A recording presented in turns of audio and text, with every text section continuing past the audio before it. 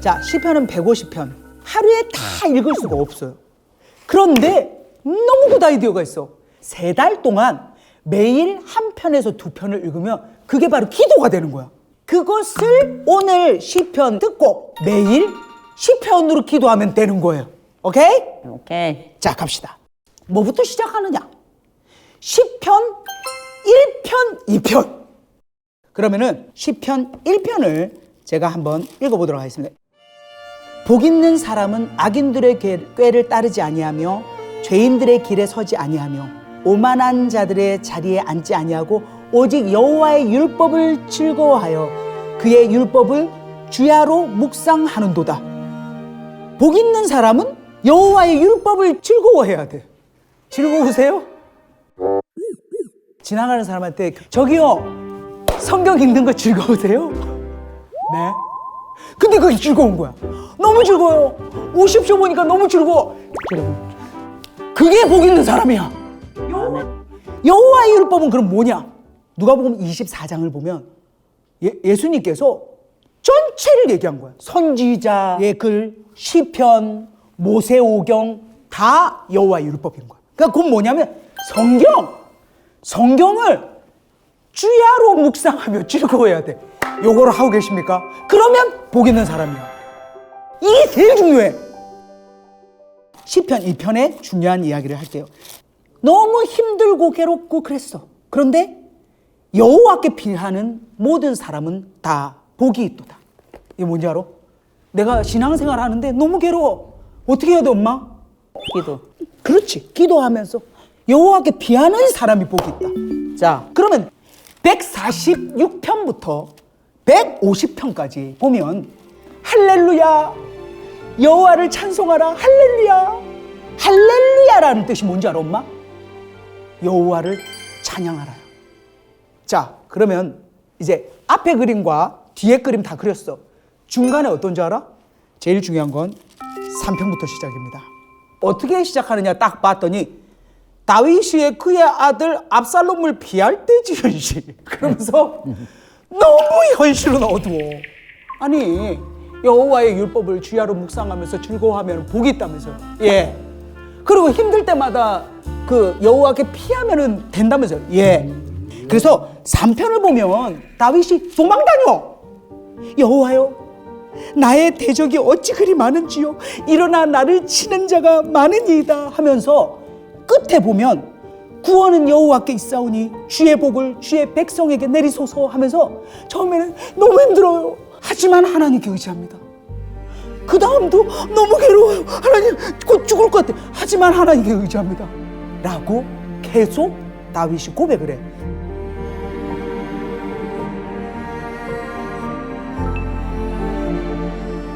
자, 그렇다면 1권부터 5권을 제가 적어보도록 하겠습니다. 1권은 3편부터 41편까지.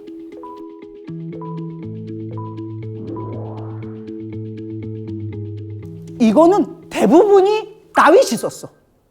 다윗이 썼는데 아까도 말한 것처럼 너무도 괴로워. 죽을 것 같아. 그래서 그걸 다 얘기를 해. 기도했겠지.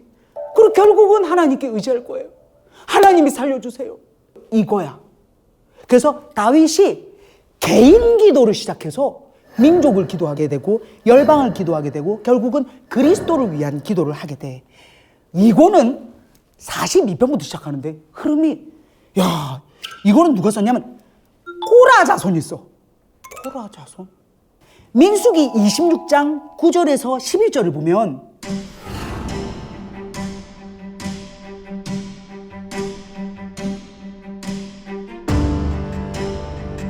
이때 땅을 갈라뜨려서 반역했던 고라 떨어져서 죽었거든요. 그 자손들이 너무 두려워서 그때부터 정신을 바짝 차린 거야. 그래서 절대로 하나님을 배신하면 안 되겠다. 그리고 이 사람들이 나중에 찬양 부르고 그리고 비파수금 타고 이런 일들을 하면서 그때 기도했던 그 내용들, 그것을 시편으로 쓴 거야. 그다음에 3권은 누가 이제 쓰냐면 이 아삽이라고 있어. 아삽은 뭐냐면 이 사람도 레위 지파야. 이 사람도 찬양하고 비파수금 타고 이런 레위 지파 하나님의 일을 하는 사람이거든. 그 다음 4권부터 90편은 누구냐면 모세야. 모세가 옛날에 살았잖아. 솔로몬 시대, 그리고 바벨론 포로에서 끌려갔던 그 사람들, 다시 돌아온 사람들보다 훨씬 이전의 사람이잖아. 근데 모세의 90편을 보다 보면 여기에 벌써 중보기도가 들어간 거야. 그리고 5권을 보면 120편부터는 성전에 올라가는 시로 하는 거야. 그리고 맨 마지막에 할렐루야 여호와를 찬양하라 라는 이야기를 하게 되지. 전체의 흐름은 이래. 그러면 1권부터 얘기를 해보도록 할게요. 22편을 보면 이것도 다윗이 쓴 거지. 마치 십자가에 매달린 예수님을 보는 거예요. 7절부터 보면 나를 보는 자는 다 나를 비웃으며 입술을 삐죽거리고 머리를 흔들며 말하되 그가 여호와께 의탁하니 구원하실걸, 그를 기뻐하시니 건지실걸 하나이다. 개들이 나를 에워쌌으며 악한 무리가 나를 둘러 내 수족을 찔렀나이다. 내가 내 모든 뼈를 셀 수 있나? 그들이 나를 주목하여 보고 내 겉옷을 나누며 속옷을 제비 뽑나이다. 이렇게 이야기를 하는 거야. 진짜 예수님이 이렇게 진짜 사람들한테 놀림받으면 너를 구원할 사람 있으면 오라 그래봐. 뭐 엘리야가 오지 않으면 이렇게 놀리는 그런 모습들이 예수님 태어나기 한참 전에 다윗이 쓴 시야. 참 이게 기도를 하다 보니 내 기도에서 그 괴로움에서 하나님을 찬양하게 되고 그러다 보니 그리스도를 느끼게 되고 다음 세대에 우리 지금 2022년 이 삶을 사는 사람들에게도 이 중보기도를 하게끔 만드는 게 시편이라는 거지. 그런데 이렇게 괴로웠는데 기가 막힌 건 23편. 이건 정말 시 중에 시라고 하는데 같이 한번 읽어볼까요? 시작. 여호와는 나의 목자시니 내게 부족함이 없으리로다. 그가 나를 푸른 풀밭에 누이시며 쉴만한 물가로 인도하시는도다. 내 영혼을 소생시키시고 자기 이름을 위하여 의의 길로 인도하시는도다. 내가 사망의 음침한 골짜기로 다닐지라도 해를 두려워하지 않을 것은 주께서 나와 함께 하심이라. 내 평생의 선하심과 인자하심이 반드시 나를 따르리니 내가 여호와의 집에 영원히 살리로다. 아멘. 이렇게 22편에 내 옷을 찢으면서 널 구할 자가 있나 보다 하면서 그렇게 바닥으로 쳤을 때 그때 만난 주님이 23편의 마음을 주신 거야. 여호와는 목자시니 내가 부족함이 없구나. 내가 아무리 힘들어도 그 악인들 앞에서 내 상을 차려주실 하나님, 나는 당신을 의지합니다. 야, 진짜 힘든 과정 속에서 다윗은 끝까지 하나님을 붙잡는, 그러니까 죄로 시작한 너무도 나약한 다윗이 도망다니며 결국은 하나님을 끝까지 붙잡는 그 모습을 우리가 1권에서 볼 수가 있는 거야. 자, 2권을 보면 아까도 말한 것처럼 고라자손으로 시작해. 근데 마치 이게 성소가 파괴되고 예배가 끊어지고 그래서 이 영토 주권을 다 잃었을 때 그 마음과 함께 가는 거야. 5절을 보면 내 영혼아 네가 어찌 낙심하여 어찌하여 내 속에서 불안해하는가. 너는 하나님께 소망을 두라. 그가 나타나 도우심으로 말미암아 내가 여전히 찬송하리로다 라는 것을 고라 자손이 고백을 해. 근데 이거를 그대로 11절에서 또 반복해. 내 영혼아 내가 어찌 낙심하며 어찌하여 내 속에서 불안해하는가. 43편에 또 똑같이 고백해. 이 이야기를 하면서 이 성소에서 예배가 끊어지지 않고 내가 다시 하나님을 주님으로 고백하며 예배드리고 기도할 수 있는 그런 것들을 꿈꾸는 거지. 그러면서 50편에 아삽이 나는 하나님 곧 네 하나님이로다. 나는 네 재물 때문에 너를 책망하지 않는다. 네 번제가 항상 내 앞에 있고 내가 네 집에서 숫소나 네 우리에서 순념소 가져가지 아니하리니 삼림의 짐승들 무산의 가축이 다 내 건데. 그러면서 끝에 뭐라고 하냐면 감사로 하나님께 제사를 드리며 지존한 신에게 네 소원을 갚으며 라고 얘기해. 감사로 하나님께 제사를 드리며 그러면서 51편이 이어져. 다윗의 시가 나오는데 그게 51편이 뭐냐면 엄마 밧세바 왜 동침을 했잖아. 그때 나단 선지자한테 지적을 받았을 때 그때 다윗이 무너지면서 고백했던 시가 51편에 나와. 우슬초로 나를 정결하게 하소서. 내가 정하리이다. 나의 죄를 씻어주소서. 내가 눈보다 희리이다. 하면서 17절에 하나님께서 구하시는 그 감사로 하는 제사, 그게 상한 심령이구나. 하나님이여, 상하고 통회하는 마음을 주께서 멸시하지 아니하시리라. 그래서 회개하는 거야. 그러면서 이제 3권이 이어지는 거야. 아삽이 하나님을 찬양하고 찬송하는. 그래서 이 아삽을 보면은 어깨 가져올 때 있었지.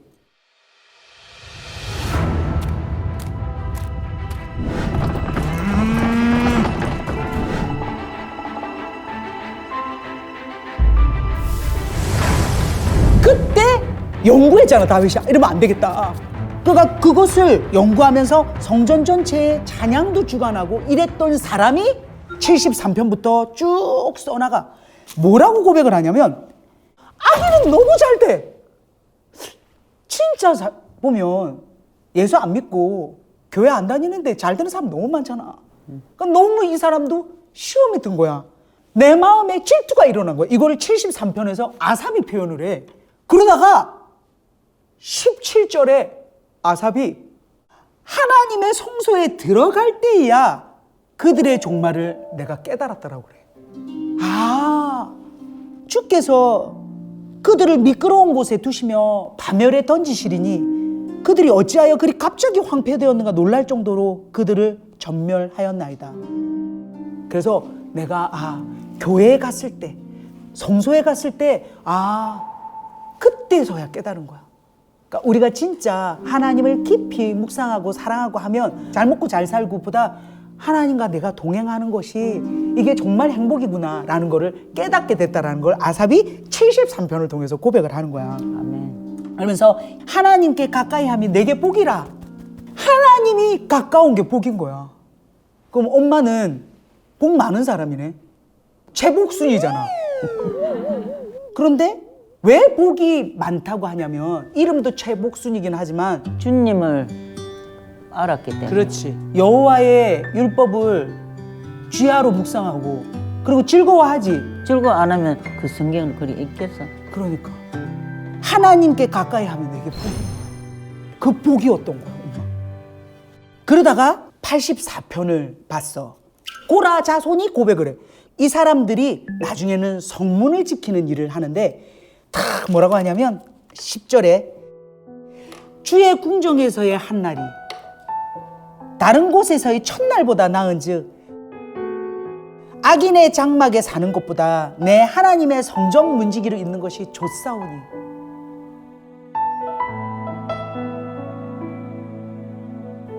아멘. 성전 문지기야. 계속 서 있어야 돼 이렇게.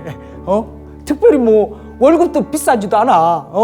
세상 사람들이 보면 한심하지. 아이고 뭐 한다고 그래. 너 중학교 때 공부 잘했잖아. 그런데 악인의 장막에 사는 것보다 나는 내 하나님의 성전 문지기로 있는 것이 좋사오니 요거 하겠습니다 라고 나도 인생 후반에 고백하게 되더라고. 난 좋아.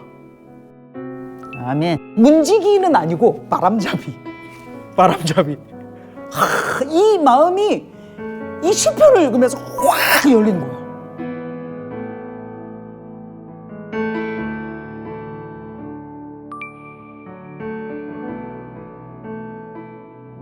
자, 이제 4권으로 넘어갑니다. 4권을 딱 시작을 했는데 90편부터 시작을 한 거야.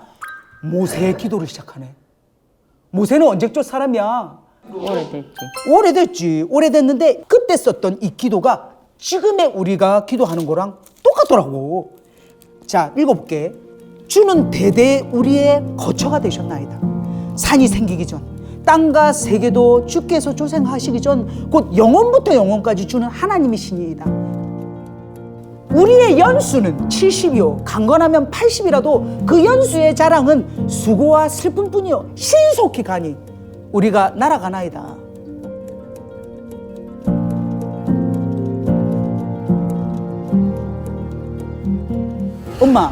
엄마 지금 80 하나잖아.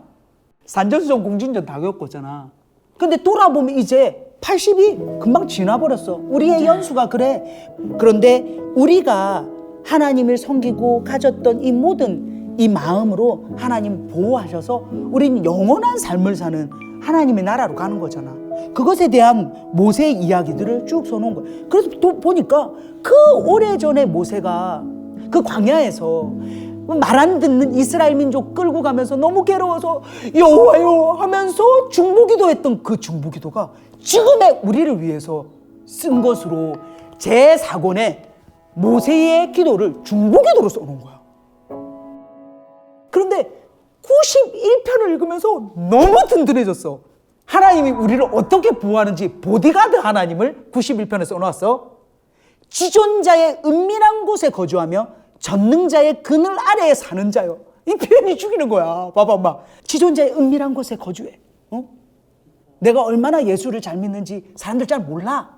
은밀하게 난 하나님과 1대1로 그리고 날개 아래 하나님 사랑해요. 하나님 기도합니다. 그 다음에 11절이 기가 막혀. 그가 하나님이 너를 위해서 최복수를 위해서 김유나를 위해서 그의 천사들을 하긴테 명령해서 야 김유나 모든 길에서 지켜라.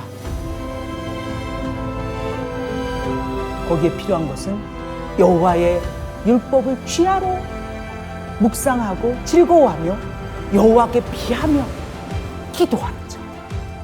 아멘. 그럼 하나님이 지켜! 제 기도한다. 아멘. 제 하나님 믿는다. 기도. 그거를 91편에 모세의 기도 다음으로 딱 써놓은 거야. 자, 5권 갑니다. 5권 107편에서 150편이야. 이제 뭐냐? 구원의 역사가 펼쳐져.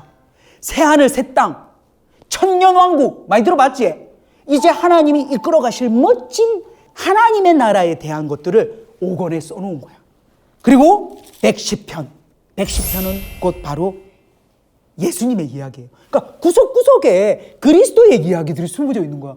그리스도를 아직 뵌 적도 없어. 하지만 이 마음 속에 그리스도, 예수의 마음을 하나님은 심겨 넣어 주는 거지. 그거의 대표적인 예가 110편이야.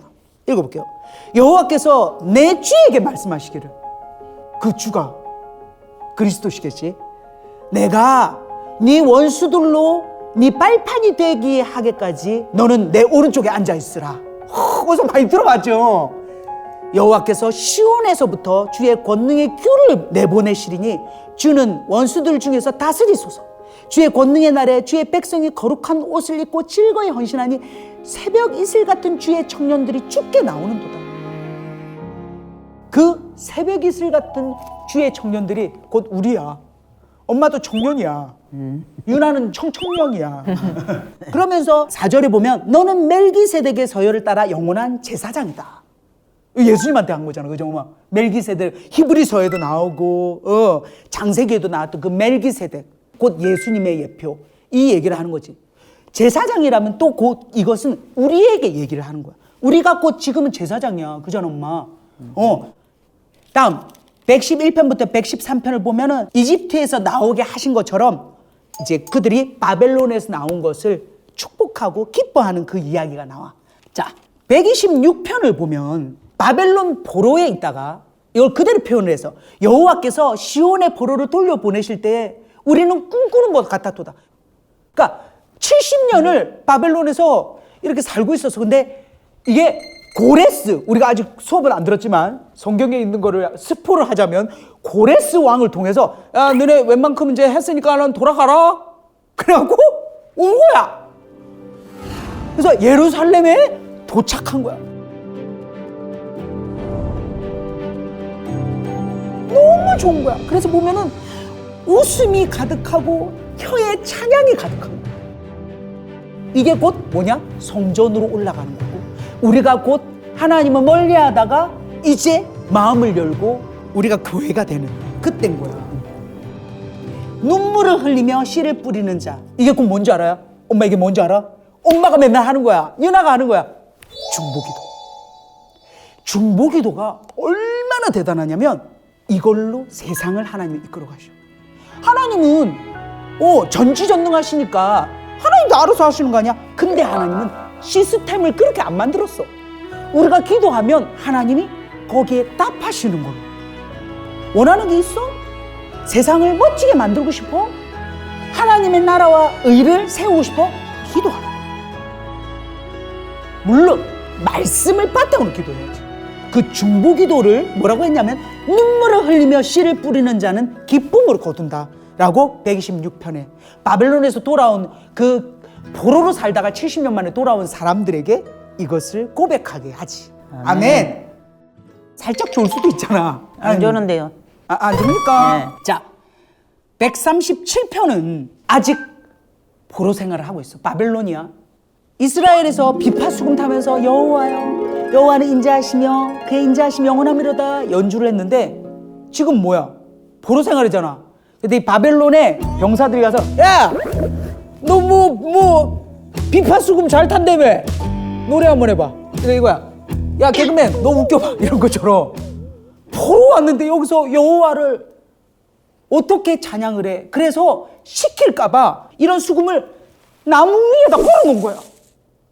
There is some Babylon 이런 노래가 있어. By the rivers of Babylon, there we sat down. Yeah, we wept when we remembered Zion. The wicked carried us away in captivity, required from 그 바벨론의 포로 생활을 하면서 그걸 잊지 않겠다라는 것을 이 안에 넣어놓은 거예요. 137편이. 그리고 맨 마지막에 그렇게 힘들었던 다윗. 하지만 그 속에서 기도하면서 민족을 위해 기도하고 그리스도를 기도하고 그런 중보기도를 하던 다윗이 145편에 고백을 합니다. 이것은 아주 유명한 찬양곡이에요.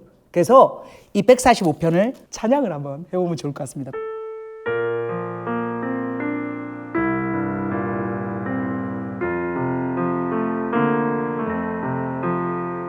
왕이신 나의 하나님 내가 주를 높이고 영원히 주의 이름을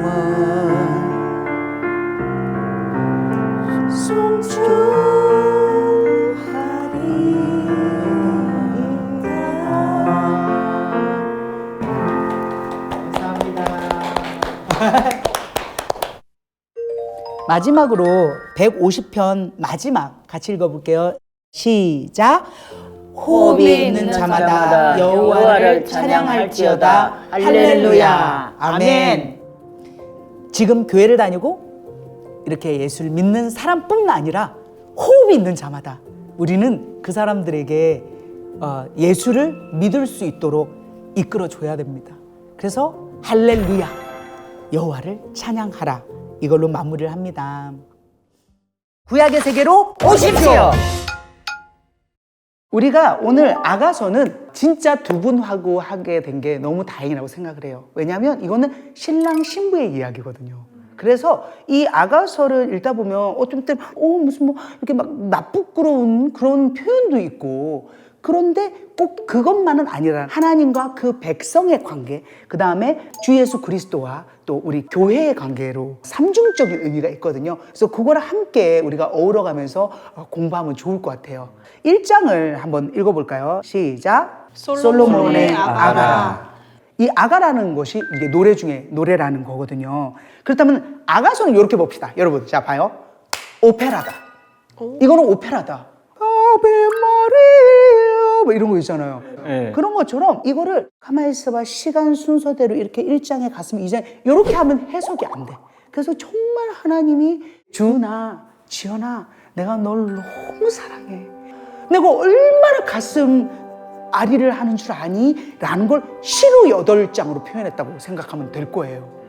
자, 그러면은 우리가 오페라면 여기에 주인공이 나올 거 아니야. 남자 주인공을 솔로몬, 곧 주훈이, 여자 술람미 여인이라고 하는데요. 그 여자를 지연. 그리고 백코러스가 쫙 있는 거야. 이 사람들은 뭐냐면 이스라엘의 처녀들,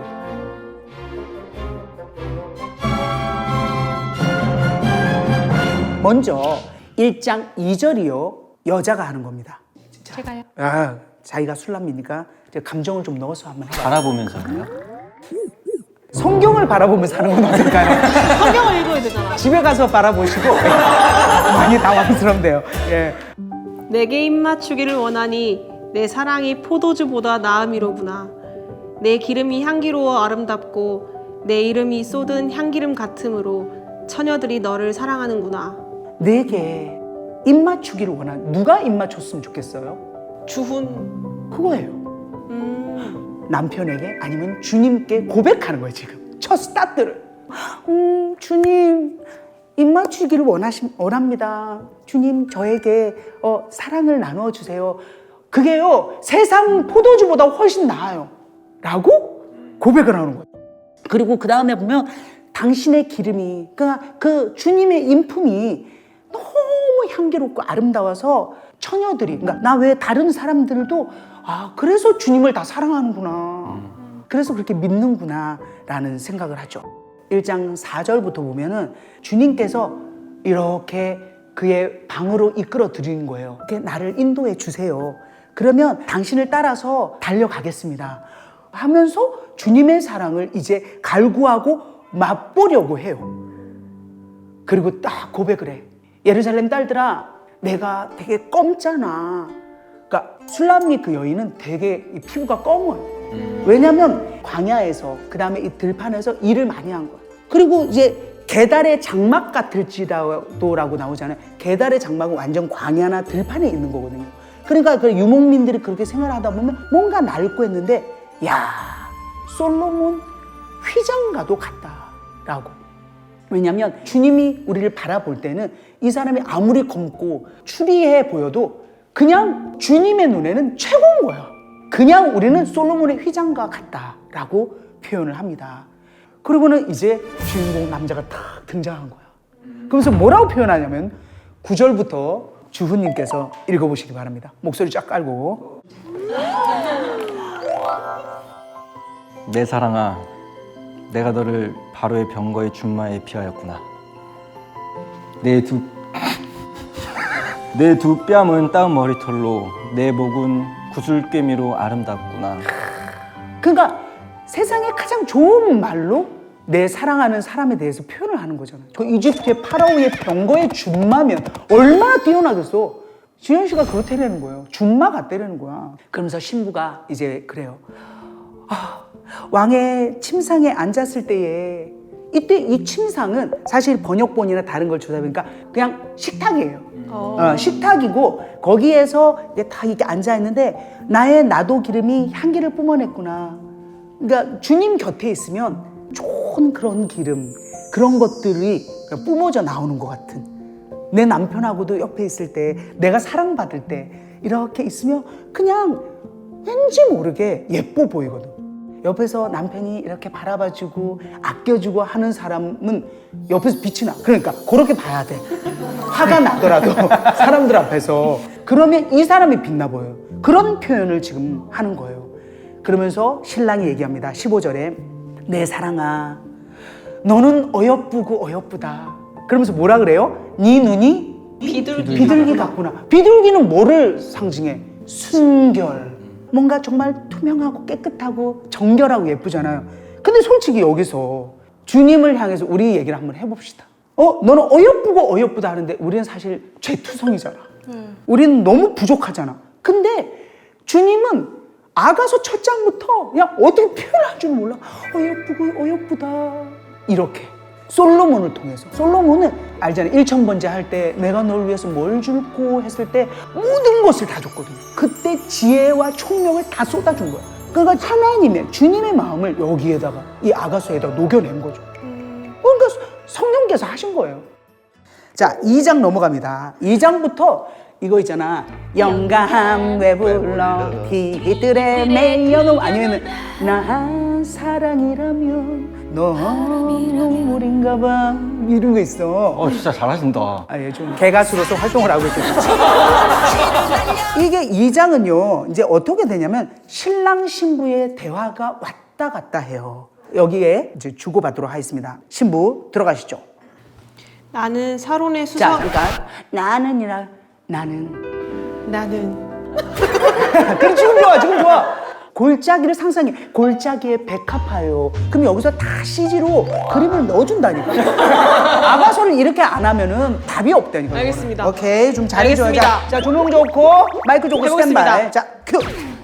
나는 사론의 수선하여 골짜기의 백합화로다. 여자들 중에 내 사랑은 가시나무 가운데 백합화 같도다. 남자들 중에 나의 사랑하는 자는 숲풀 가운데 사과나무 같구나. 내가 그 그늘에 앉아서 심히 기뻐하였고 그 열매는 내 입에 달았도다. 아, 좋습니다. 이렇게 이제 이어져요. 자, 보면은 신부가 나는 사론의 수선화, 그러니까 갈멜산 쪽에 들꽃이에요. 그냥 수선화, 별거 아니에요. 그냥 골짜기에 백합화, 골짜기는 얼마나 또 고난과 이런 것들이 있었겠어. 그때 신랑이 오, 내가 보기에는 다른 여자는 가시나무야, 쭈삐쭈삐 막 이런데 내 여인은 백합화야. 백합화 얼마나 예뻐. 이렇게 표현을 하는 거야. 신부가 당신은 사과나무예요. 애플트리 이러면서 그 그늘에 앉아서 수고하고 무거운 짐진 자들아 다 내게로 오라. 내가 널 쉬게 하리라는 그 사과나무 거기 그늘에 앉아서 너무 기뻐하면서 그 열매를 먹었는데 너무 달았어. 그 열매는 뭐겠어? 주님의 말씀이며 주님의 사랑이며 늘 우리가 느끼는 그거겠죠. 그걸 표현하는 거예요. 그리고 이제 8절에 신랑이 오는 거야. 다 산에서 이게 달리고 작은 산을 빨리 넘어오는 거예요. 노루와 어린 사슴 같아서 우리 벽 뒤에 서서 창살 틈으로 이렇게 엿보셔. 지금도 조심스러우셔. 그러니까 우리를 인격체로 대하시기 때문에 억지로 안 하시거든. 준비될 때까지 보세요. 그런 거 살면서 많이 경험해 보지 않았어요? 언제 하나님이 야 지연아 똑바로 안 해? 정신 차려 라고 그렇게 강압적으로 하지 않으시잖아요. 네. 근데 어느 순간 하나님의 은혜로 축복으로 아 그래 하나님이 계셨지? 하나님 기도해야 되겠다. 하나님이 날 사랑하시는구나 라고 그때까지 기다리신다는 걸 여기 표현을 하는 거예요. 와. 그리고 우리가 그 유명한 찬양이 있잖아요. 나의 사랑 나의 어여쁜 자야 일어나 함께 가자. 왜냐하면 무화과 나무에는 푸른 열매가 익었고 포도나무에 꽃을 피워서 향기를 토하고 그러니까 얘들아 일어나서 함께 가자. 바위 틈 낭떠러지 은밀한 곳에 있는 나의 비둘기야. 비둘기가 바위 틈 낭떠러지에 은밀한 곳에 이렇게 막 떨면서 있는 거야. 그 어려움에 처해 있는 비둘기에게 말해요.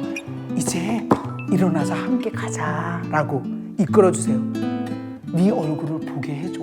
그리고 소리 듣게 해줘라고. 그리고 2장 16절에 신부가 고백합니다. 이거 중요해서 같이 한번 읽어보도록 하겠습니다. 시작. 내 사랑하는 자는 내게 속하였고 나는 그에게 속하였도다. 좀 자기 먼저 아니야? 그러니까 뭐냐면 내 사랑하는 자가 내게 속한 거야. 왜 이 얘기를 하냐면 뒤에 6장으로 넘어가면요. 내가 주님께 속했다고 얘기해요. 그러니까 이게 성장을 하는 거야.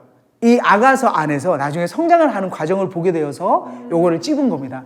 3장에는 어떤 상황이 있냐면 이제 신부가 신랑을 찾아요. 찾는데 못 찾아. 찾아도 어디 계시는지 보이지가 않는 거예요. 그래서 성 안을 막 다니면서 순찰자들한테 물어봐. 혹시 우리 주님 보셨어요? 내 사랑하는 그분 보셨어요? 그랬더니 그 사람들도 잘 알려주지도 않아. 그러다가 어느 순간 만난 거야. 그래서 내 사랑하는 내 사람을 만났다. 그리고 그 사람과 내 어머니 집, 곧 교회라고 표현도 하는데 거기에 이제 가서 절대 놓치지 않을 거야 하고 꽉 잡았어요. 자, 이제 4장, 5장, 7장은 아가서를 읽으면서 부끄러워. 어떻게 이렇게까지 표현을 했지? 라는 어떻게 보면 약간 너무 적나라하게 표현을 한 것 같은 그런 것들이 나와요. 이것을 와스프 문학이라고 해요. 뭐냐면 사람의 신체를 통해서 이렇게 표현을 하는 거예요. 막 그런 거 있잖아요. 눈은 초롱꽃 같고 막 이런 거 있잖아요. 이건 그 뭐냐면 너무 아름답고 내 눈에 봤을 때는 너는 흠이 없고 완벽하다라는 걸 표현을 하는 거예요. 자, 먼저 4장을 보면은 내 사랑 너는 어여쁘다 하면서 신랑이 곧 주님이 주훈님이 부인을 보면서 이야기를 하는 거예요. 자, 4장 앞쪽만 가도록 하겠습니다. 내 사랑, 너는 어여쁘고도 어여쁘다. 노을 속에 있는 내 눈이 비둘기 같고 내 머리털은 길르앗 산 기슭의 눈 염소떼 같구나. 이렇게 쭉 이어집니다. 노을이 이렇게 있잖아. 노을 사이로 봤는데 눈이 너무 예쁜 거야. 그게 비둘기 같은 거예요. 여기서 비둘기는 정말 순결, 정결을 표현을 하잖아요. 그리고 머리털이 염소떼 같아 생명력이 넘쳐나는 것처럼 그렇게 끝내주는 머릿결이 되는 거야. 그리고 7절에 얘기를 합니다. 나의 사랑, 너는 어여쁘고 아무 흠이 없구나 라고.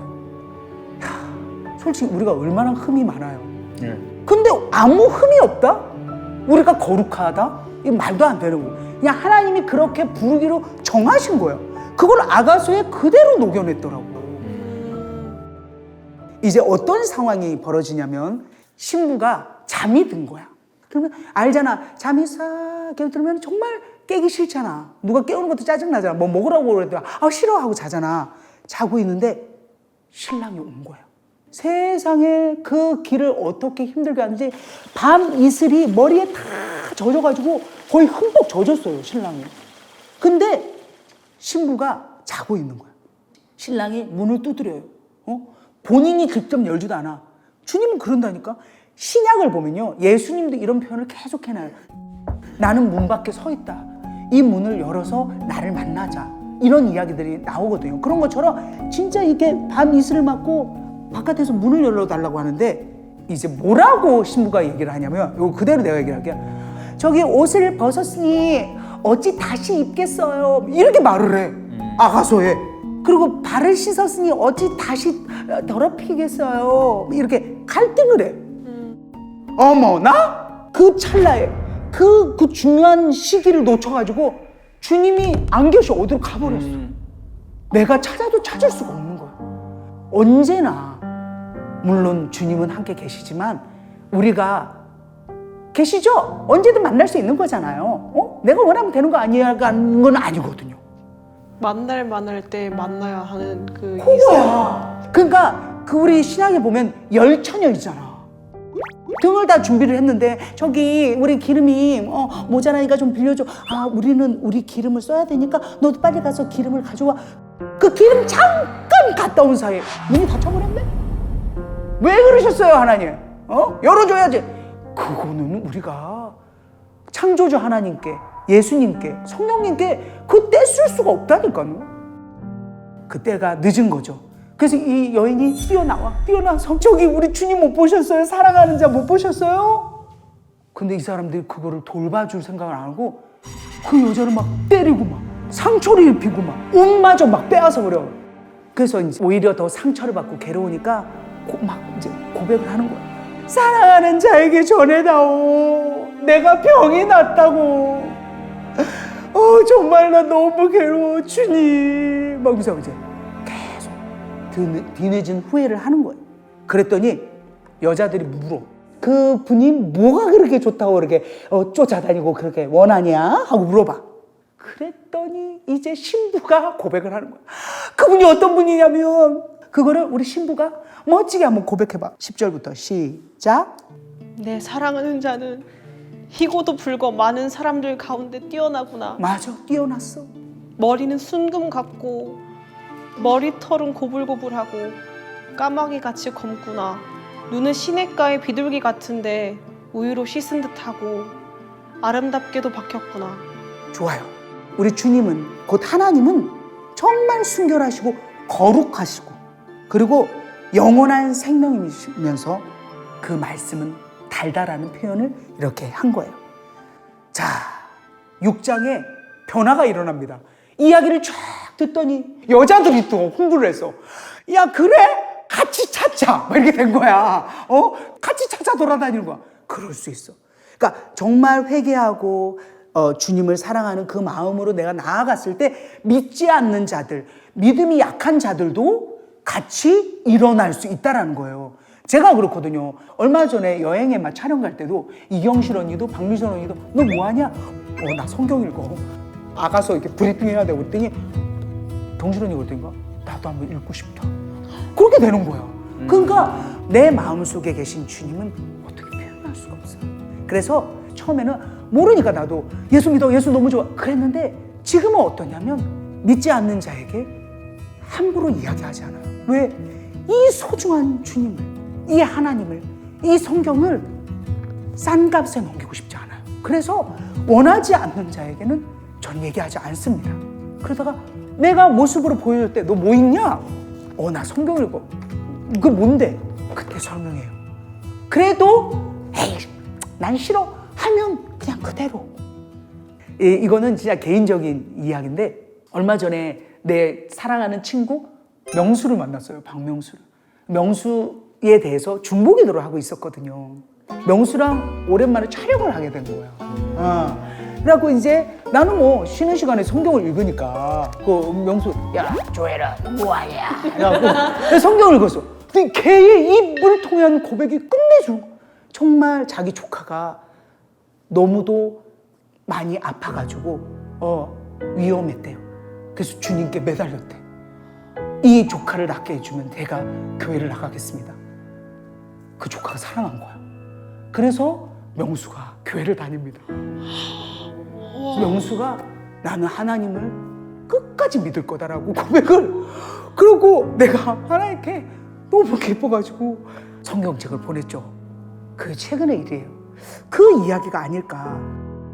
2절에 보니까 내 사랑하는 자가 아니나 다를까 자기 동산으로 내려가서 그러니까 그 교회겠죠. 양떼들을 먹이면서 성도들을 먹이면서 계시는 거예요. 6장 3절 같이 읽어봅니다. 자, 이거는 신부의 고백입니다. 시작. 나는 내 사랑하는 자에게 속하였고 내 사랑하는 자는 내게 속하였으며. 2장 16절과 달라졌죠. 어떻게 달라졌어요? 나는 내 사랑하는 자에게 속하인 거예요. 주님이 나한테 속한 게 아니라 내가 주님한테 속해였다고. 이 과정 속에서 이 술람미 여자가 성장해 가고 있더라고요. 힘들고 나서 여인은 고백이 뒤집어졌습니다. 야, 그러면서 주님이 다시 이 신부에게 고백합니다. 너는 디르사같이 어여쁘고 아름다운 도시예요. 디르사는 예루살렘같이 곱고 정말 이스라엘의 궁궐이 있는 그 도시 아닙니까? 깃발 세운 군대같이 곧 교회처럼 당당하도다 라면서 쫙 표현을 해요. 솔로몬이 8절에서 10절에 뭐라고 표현을 하냐면 나의 완전한 저는 하나뿐이다. 그러니까 그때도 1000명은 아니지만 여기에 뭐 몇십 명이 있었다고 얘기하거든요. 그런데도 그 중에서 너는 나의 완전한 자고 가장 아름답다. 사실 햇볕에 타갖고 검은데 그녀가 가장 아름답다는 거지. 지현 씨가 하나님은 보시기에 제일 아름다운 거야. 주은 씨가 보기에 제일 아름답지 않아요? 네. 그러면은 김희선이 이뻐, 지연이가 이뻐? 지영이가 더 예뻐요. 자, 7장을 보면 또 다시 한번 신부의 아름다움을 표현합니다. 1절만 한번 읽어보도록 하겠습니다. 시작. 귀한 자에 따라 신을 신은 네 발이 어찌 그리 아름다운가. 요 이야기를 제가 한 것은 왜 그러냐면요. 신을 신을 수가 없어요, 종은. 특히 술람미 여인 같은 사람은 맨발로 다녔어요. 그런데 신을 신은 네 발. 그러니까 자유인만 신을 신었는데 이제 성도들은, 하나님의 자녀들은 자유인이 된 거죠. 이렇게 표현을 했다고 합니다. 그러면서 8장을 가면 사랑은 죽음같이 강하고 질투는 수월같이 잔인하며 불길같이 일어나니 그 기세가 여호와의 불 같다라고 표현이 되어 있잖아요. 무슨 얘기냐면 하나님이 우리를 향한 사랑은 죽음보다 강해요. 질투는, 그 질투는 뭔지 알아요? 하나님 그러잖아. 왜? 나는 질투한다라고 표현을 하시거든요. 근데 질투를 할 정도로 사랑하시는 거예요. 그게 얼마나 강하냐면 불 같다. 그렇게 사랑하시는 거예요. 그래서 7절 보면 많은 물도 이 사랑을 끄지 못하겠고 요건 정말 시처럼 표현해야 돼. 내가 한번 해볼게. 많은 물도 하나님 우리를 사랑하는 이것을 끄지 못할 거고 홍수라도 삼키지 못하리니 사람이 그의 온 가산을 돈을 다 주고 사랑과 바꾸려 할지라도 오히려 멸시를 받는다. 그렇게 우리를 향한 사랑을 이렇게 8장에 표현을 해놓으셨어요. 곧 예수님의 사랑이죠. 성도를 향한 사랑, 교회를 향한 사랑이죠. 왜 그러세요? 아시잖아요. 목숨까지 내어놓으셨잖아요. 그리고 그분께서 우리를 도장같이 마음에 품고 인을 박듯이 마음에 품고 팔에 두셨다라고. 그러니까 왜 그러잖아. 내가 손바닥에 너를 새겼다라고 여호와께서 표현하시거든요. 그렇게 너를 사랑하며 너를 끝까지 책임지고 내 자녀로 그리고 내 사랑하는 사람으로 둘 거다라는 표현을 합니다. 맨 마지막을 한번 읽어보도록 하겠습니다. 14절 시작. 내 사랑하는 자야 너는 빨리 달리라. 향기로운 산 위에 노루와도 같고 어린 사슴과도 같아라. 이거는 신부가 고백하는 겁니다. 주님 오시옵소서. 주 예수여 오시옵소서. 이거 요한계시록에도 있고 그죠? 세상에 아가서에서도 표현이 되어 있어요. 내 사랑하는 자야 주님 오세요. 향기로운 산 위에 노루와도 같고 어린 사슴과도 같아라 라고 주님이 오시기를 신부가 신랑을 기다리며 표현을 합니다. 이렇게 아가서는 끝납니다.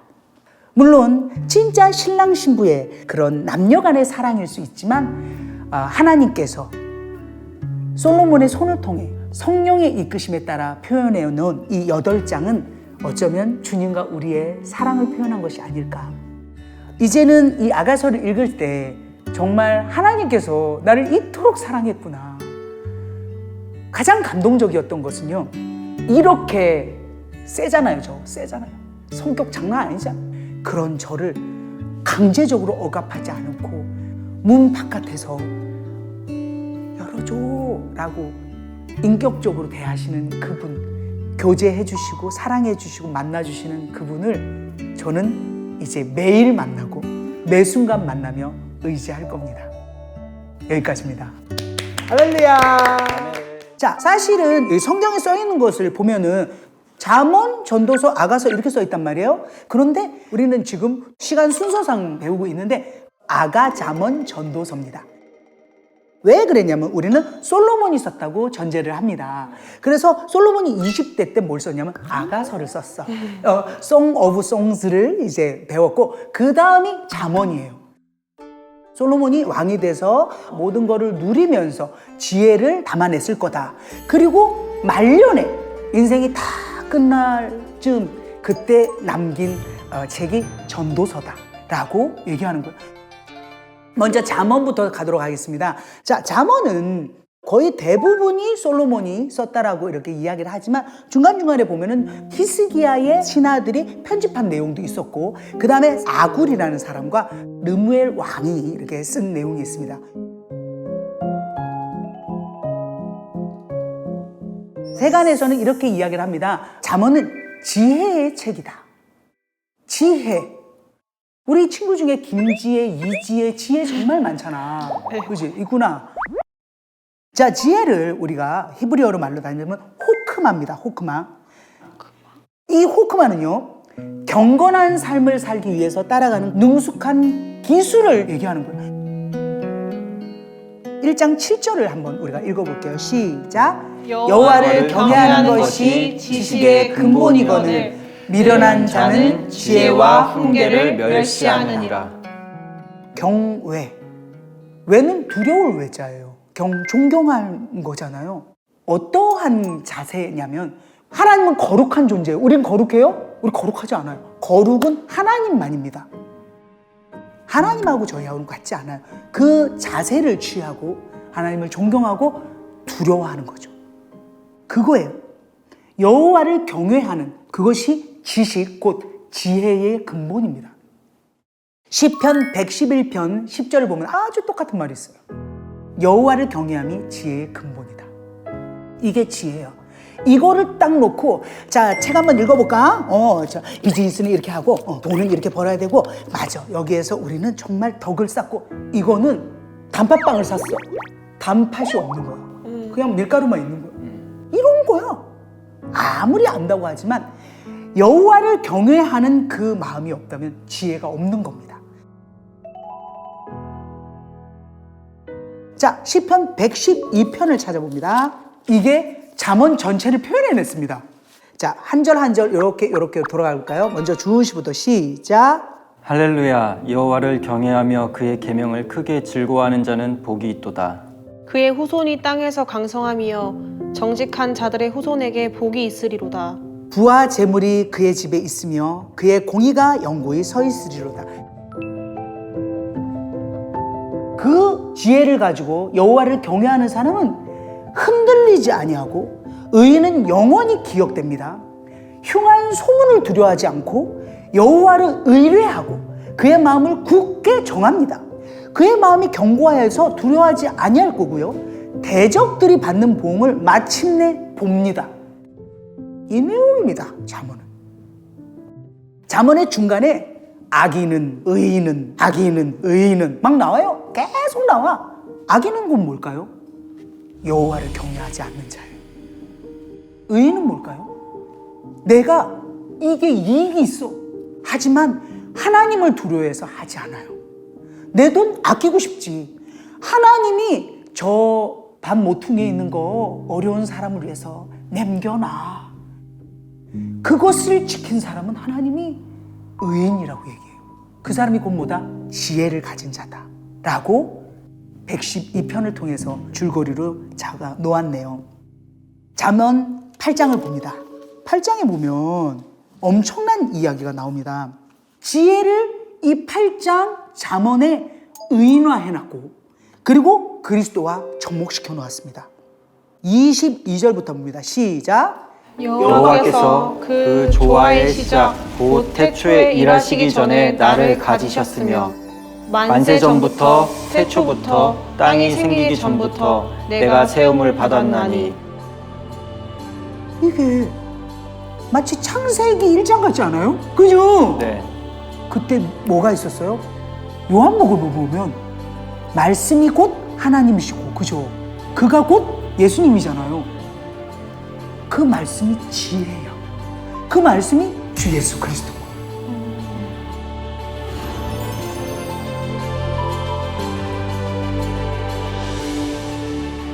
16장을 보면 이제 어마어마한 말이 있어요. 16장 3절 같이 읽어봅니다. 시작. 너의 행사를 여호와께 맡기라. 그리하면 네가 경영하는 것이 이루어지리라. 너의 행사를이 뭐야? 모든 일, 행사, 이벤트 말고 말이야. 모든 일들을 여호와께 맡기라. 그랬을 때 어떻게 되냐면 여호와가 경영하십니다. 조혜련 봐봐, 요즘 괜찮잖아. 여호와께 맡겼거든.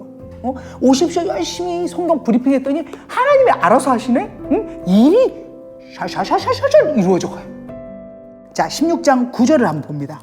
사람이 마음으로 자기의 길을 계획할지라도 그의 걸음을 인도하시는 이는 여호와시니라.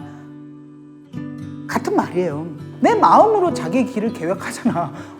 그런데 성경에 써 있잖아요. 우리 걸음을 인도하시는 여호와십니다. 아멘. 아멘. 자, 16장 18절을 한번 읽어봅니다. 시작. 교만은 패망의 성공이요 거만한 마음은 넘어짐의 앞잡이니라. 이 말도 참 많이 들었죠. 하나님이 제일 싫어하는 게 뭔지 아세요? 교만한 거. 우리는 조심하지 않으면, 말씀을 가까이 하지 않으면, 기도하지 않으면 언제나 올라서려는 아주 선한 것 하나는 없는 그런 존재거든요. 그래서 항상 엎드려야 돼. 잠언에 지금 1장부터 29장까지요 쭉 이야기가 있는데요. 여기에는 어떤 것에 대해서 다 써놨냐면 읽어드릴게요. 지혜, 훈계, 명철, 공의, 정직, 슬기, 지식, 근신, 학식, 지략 이런 말들이 나옵니다. 그거에 반대되는 안 좋은 에너지들도 나오겠죠. 그건 물론 악인들이 하겠죠. 우리도 그런 것들을 하지 않기 위해서 주의를 기울여야 되고요. 그래서 매일 한 장씩 읽어주는 거 아주 좋습니다. 자, 30장으로 넘어갑니다. 30장을 보면 아굴이라는 존재가 나옵니다. 누구라고 정확하게 밝혀지진 않았어요. 그런데 이 아굴의 고백이 정말 기가 막혀서 이야기를 나눠볼까 합니다. 2절부터 한번 읽어볼까요? 시작.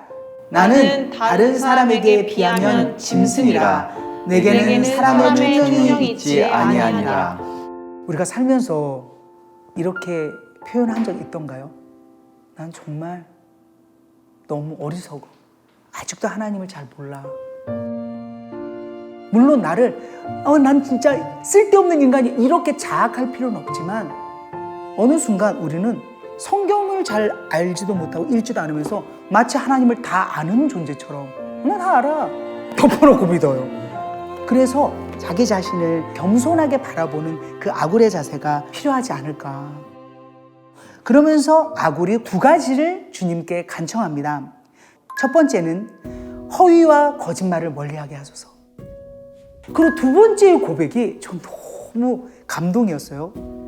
하나님, 저를 너무 가난하게도 하지 마시고 그리고 너무 부하게도 하지 마세요. 내가 너무 부하게 되어가지고 배가 불러서 하나님을 몰라요. 나 몰라도 내가 잘 사니까 하고 주님을 부정할 수 있고 너무 가난하면 하나님의 이름을 욕되게 할 수 있기 때문에 그냥 매일매일 하나님과 동행하며 그날의 만나를 먹으며 하나님과 멋지게 교제할 수 있도록 너무 부하게도 너무 가난하게도 하지 말게 해주세요라고 기도해요. 주님 한번 물어볼게요.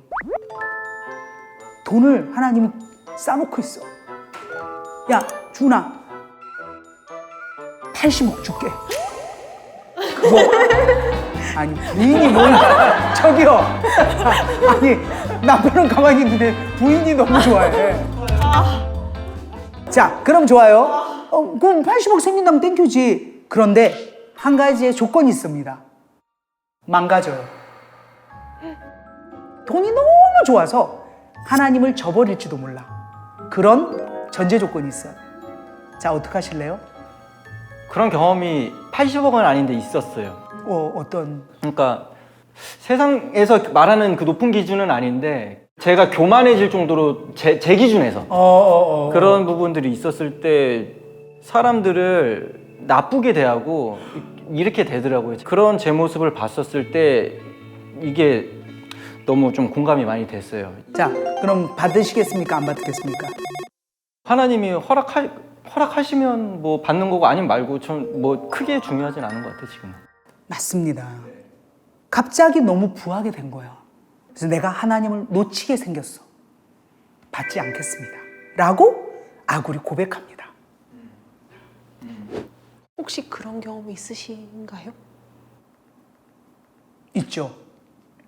저는 사실 처음 교회 다니면서 이렇게 잘 개념이 없었어요. 그래서 복을 주신다라는 것을 성경을 읽지 않아가지고 복이 이제 좀 일도 잘 되고 우리 다 그렇게 생각하잖아요. 약간 기복주의적인. 그래서 그때 엄청 유명한 팥빙수 집을 많이 하게 된 거예요. 그래서 돈을 맨날 센 거야. 주일날도 예배 끝나면 이제 물론 돈을 많이 버는 것은 나쁜 건 아니지만 그것이 더 메인이 되어버리더라고 마음에. 근데 하나님께서 제 걸음을 인도해 가시더라고요. 싸그리 다 없어졌고 그 속에서 하나님께서 저를 이끌어 가셨어요. 저에게 물어본다면 물어보세요. 80억 받으시겠습니까? 받지 않겠습니다. 저는 하나님이 주시는 만나로 800억을 받겠습니다. 진짜 허락하실 때 하나님이 만일에 주셨다면 그 돈은 나만 취하는 것이 아니라 내 주위에 어려운 사람들 그리고 필요한 사람들과 나누도록 하겠습니다. 아멘. 박수 한번 주세요. 이렇게 가는 거예요 여러분. 아굴처럼. 31장 마무리합니다. 31장 10절부터는 현숙한 여인에 대해서 설명을 합니다. 현숙한 여인. 울라 울라 울라 울라 울라 울라 이분이 현숙 씨인데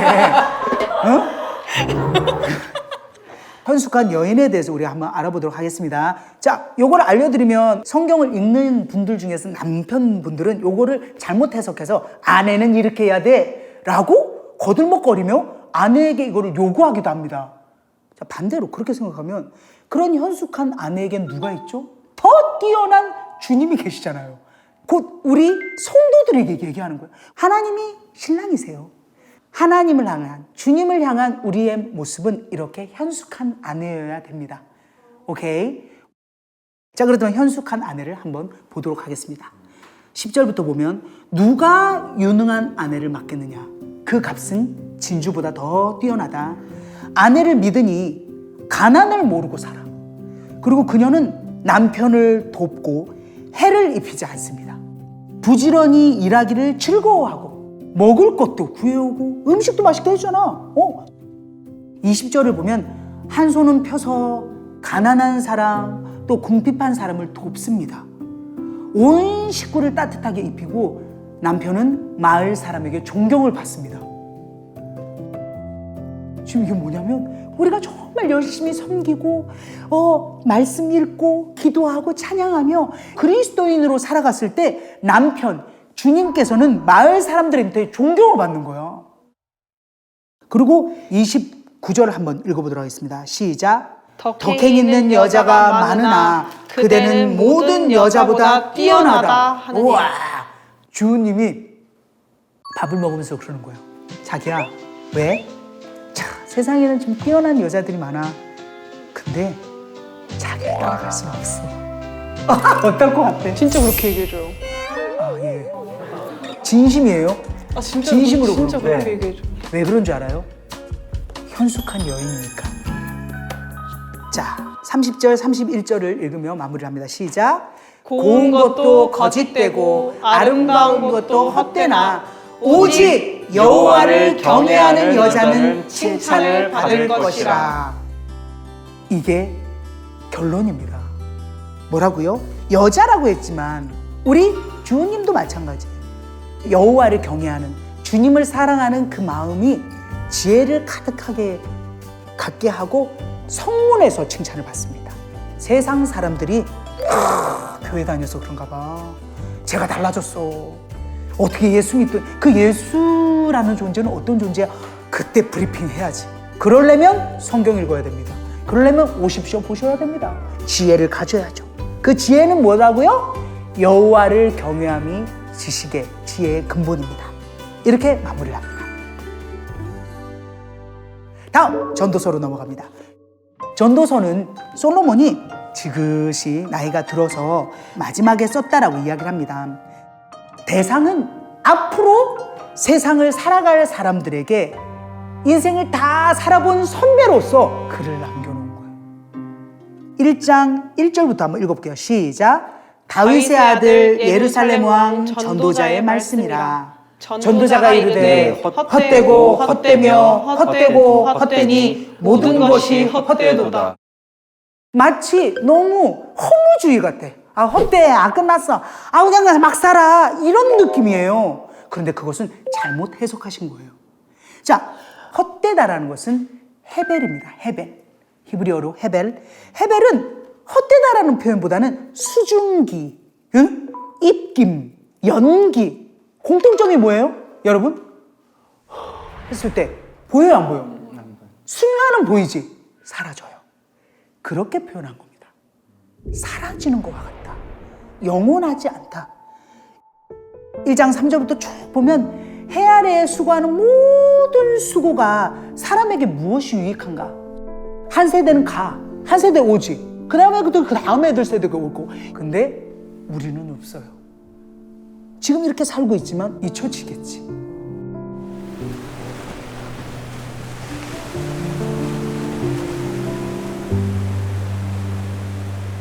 이 솔로몬이 고백합니다. 1장 12절 보면 안 해본 게 없다. 솔로몬 안 해본 게 없잖아. 2장을 보면 너무 재밌는 걸 원해서 막 웃음에 대해서도 막 웃겨봐.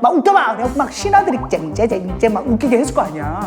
My precious 뭐 이런 것도 봤을 거 아니야. 야, 나 까라 이거 다 했지. 아, 근데 이런 것도 다 시간이 지나면 끝나는 거야. 헛되다. 즐거움을 위해서 술을 때려 마셔봤어. 돈? 모든 포도원 다 사고 진짜 병거, 말, 비단이면 뭐 백향록이면 뭐 엄청난 큰 솔로몬의 왕궁 다 했어. 돌아보니 헛되다. 지혜자도 우매자도 모두 다 잊어버리게 된다라고 표현을 해요. 그래서 재물, 출세, 지위, 즐거움 다 헤벨, 헛되다, 수증기 같아. 사라져 버린다. 그러면서 3장에 뭐라는 거냐면 모든 게 때가 있다는 것을 쭉 설명한 거예요. 그러니까 이게 울 때가 있고 웃을 때가 있고 다 때가 있어요. 그러므로 왜 그런 거 있잖아요. 그 때를 거스르려서 성급하게 막 가본 적도 있잖아요. 우리 막 좀 앞당기려고. 그렇게 하지 말라는 거야. 조급해 하지 마. 다 하나님의 때가 있다. 나야 어떤 사람 예수 믿게 하려고 막 했어. 오히려 반감을 사더라고. 싫어. 나한테 그렇게 하지 마. 더 멀어졌어. 때가 있는데 그걸 억지로 하려면 안 되더라고. 하나님의 때를 기다리며 그의 인도하심을 따라야 돼요. 전도서 3장 13절을 보면 수고로운 세상에서 하나님이 주시는 선물이 있습니다. 여러분이 누리는 거예요. 봐봐. 너무 기뻐. 우리가 예쁜 아이를 낳았을 때 기쁘잖아요. 일을 해서 받은 결실이 너무 기쁘잖아. 세상에 보면 기쁜 일이 너무 많잖아요.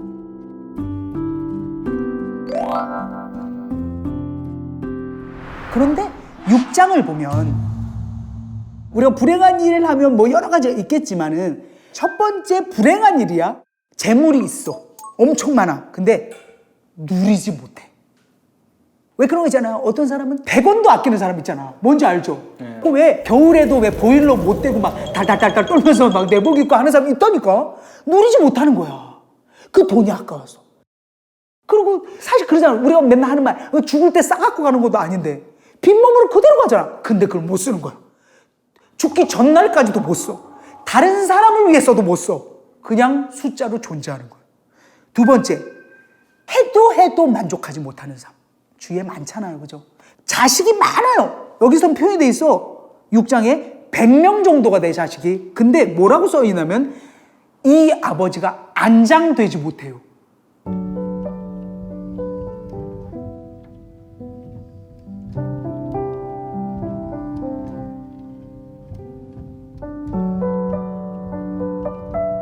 자, 마지막 12장은 거의 결론입니다. 세상을 다 살고 인생을 모두 누려본 솔로몬이 청년들에게 마지막 유언처럼 이야기를 합니다. 너는 청년의 때에 너의 창조주를 기억하라. 곧 공고한 날이 이르기 전에 나는 아무 낙이 없다고 할 해들이 가깝기 전에 해와 빛과 달과 별들이 어둡기 전에 비 뒤에 구름이 다시 일어나기 전에 그리하라. 무슨 얘기냐면 청년의 때, 지금이 청년이세요. 뭐 20대만 청년이 아니야. 지금 괜찮잖아. 수족 다 쓰잖아. 아주 젊잖아. 네. 그죠? 이때 창조주를 기억하셔야 돼요. 왜? 나이가 들고 공고해지고 정신이 없어지잖아. 그러면 흐릿해져. 자기의 고집이 땅땅 뭉쳐져서 받아들이기 어려워. 그래서 말랑말랑할 때, 그래도 융통성이 있을 때, 청년들아, 창조주를 기억해라. 너를 만드신 하나님을, 너를 구원해내신 우리 주님을 기억해라. 나와 함께 동행하시는 성령 하나님을 기억하라는 거죠. 자, 2장에서 6절을 보면 이제 다 쇠하여 마지막을 보고 있어요. 7절에 죽기 전에 기억하라. 그러면서 8절에 씁니다. 야, 막 살아. 아무것도 아니야. 일까요? 아니죠. 그래, 이제는 하나님을 이리 뒤로 해놓고 내가 먹고 살 거야. 더 모을 거야. 내가 우리 애들 좋은 대학 가야 되고, 그리고 뭘 더 넓혀야 되지? 라고 한 것은 헛되다라는 겁니다. 그러면서 13절, 14절을 함께 읽어봅니다. 시작! 일의 결국을 다 들었으니 하나님을 경외하고 그의 명령들을 지킬지어다. 이것이 모든 사람의 본분이니라. 하나님은 모든 행위와 모든 은밀한 일을 선악간에 심판하시리라. 아멘. 하나님을 경외하고 그의 명령, 말씀을 읽고 지켜라. 이것이 모든 사람의 본분입니다. 하나님의 자녀들, 하나님은 모든 행위와 그 은밀한 일을 다 아세요. 그래서 선악인지 아닌지 심판해 내십니다. 사실 전도서는 가장 비싼 책입니다. 왜냐하면 솔로몬이 모든 것을 다 경험하고 써보고 쟁여놓고 하다가 내린 결론이죠. 모든 걸 다 해본 솔로몬이 쓴 거라서 우리는 다 산 사람들이 아닌 젊은 사람이니까 어떻게 해야 돼요? 그렇게 살면 안 됩니다. 그래서 여기에 써 있는 것을 우리가 되도록이면 지켜가면서 하나님을 경외하며 끝까지 동행하면 좋을 것 같습니다. 아멘, 할렐루야. 구약의 세계로 오십시오. 자, 욥기를 읽으실 때는 많이 어떠세요? 힘드시죠? 특히 개역개정을 보면 너무도 비밀을 감춰놓은 것 같이 읽어도 그 얘기가 그 얘기인 것 같고 얘가 했던 얘기 제가 하는 것 같고 했던 얘기 또 하고 했던 얘기 또 해서 너무도 어렵습니다. 욥기는 세 번역으로 보면 좋을 것 같습니다. 우리에게 얘기하듯이 설명이 되어 있어서 오늘은 제가 세 번역을 보려고 합니다. 개역개정도 번갈아 가면서 비교하면 좋을 것 같습니다. 욥은 말이죠. 시대가 족장 시대입니다. 족장 시대가 언제예요? 아브라함 뭐 이때 있잖아요. 그러니까 한참 창세기 때의 인물인 거예요. 왜냐하면 여기에 써 있는 어떠한 단어라든지 표현들이 그때 당시예요. 그때의 인물이다. 이름의 뜻은 욥은 박해받는 자입니다. 아시잖아요. 왜 이렇게 이름이 되었는지. 욥이 박해를 받습니다. 자, 욥에 대해서 이제 한번 가보도록 할게요. 먼저 1장부터는 욥이 우스 땅이라는 곳에 살아요. 우스. 근데 여기는 이제 에돔 지역 이쪽이라고 이야기를 하는 학자들의 견해도 있습니다. 욥은 정말 너무도 신실하고 착하고 하나님을 사랑하는 사람이에요. 뭐라고 써 있냐면 흠이 없고, 어떻게 사람이 흠이 없어? 나도 여기 개물린 자국이 있는데. 흠이 없고 정직해. 하나님을 경외하고 악을 멀리한 사람이에요. 그렇게 표현이 되어 있어요. 아들이 7명이에요. 딸이 3명이야. 그리고 엄청 부자예요. 그런데 이 사람이 얼마나 정결하냐면 여기에 뭐라고 표현되어 있냐면 자식들이 생일잔치를 해. 혹시 생일잔치를 하다가 네가 뭔가 잘못한 게 있을 수 있어. 그래서 하나님 혹시 얘가 생일잔치를 하다가 뭘 잘못한 게 있으면 용서해 주세요 하면 회개를 올리는 그런 번제의 제사를 드릴 정도예요. 자, 이제 장소는 바뀌었습니다. 여기가 아니에요. 이제 천상이야. 하늘 쪽이야. 하나님이 딱 앉아 계시고 그리고 그 주위에 천사들도 있고 근데 사탄이 딱 하나님 앞에 왔어요. 하나님 물어보는 거야. 어디 갔다 왔냐? 사탄한테. 예, 이리저리 돌아다녔습니다. 너 욥 봤냐? 진짜 흠없고 정직하고 하나님을 경외하고 악을 멀리한다. 사탄이 딱 뭐라 하냐면 욥이 아무것도 바라는 것이 없이 그렇게 하나님을 경외할까요? 그가 가진 걸 한번 다 쳐보세요. 그러면 주님을 저주할걸요? 라고 이야기를 해요. 하나님이 욥이 가진 것 모든 걸 사탄 너에게 맡길게. 단 몸에는 손대지 마라 라고 이야기를 하신 거예요. 땅에 살고 있는 욥은 몰라. 그런데 갑자기 욥의 종들이 와요. 저기요, 지금 막 난리가 났어요 하고 욥이 갖고 있는 모든 것들을 다 쓸어가 버리고 그 다음에 자식들도 다 죽어요. 그때 욥이 겉옷을 찢습니다. 그리고 머리털을 밀어. 뭐라고 고백을 하냐면 모태에서 빈손으로 왔습니다. 제가 주신 분도 주님이시고 가져가신 분도 주님이시니 주님의 이름을 찬양할 뿐입니다 라고 해요. 이 일을 당하고도 죄 짓지 않고 하나님을 원망하지 않습니다. 자, 2장으로 넘어갑니다.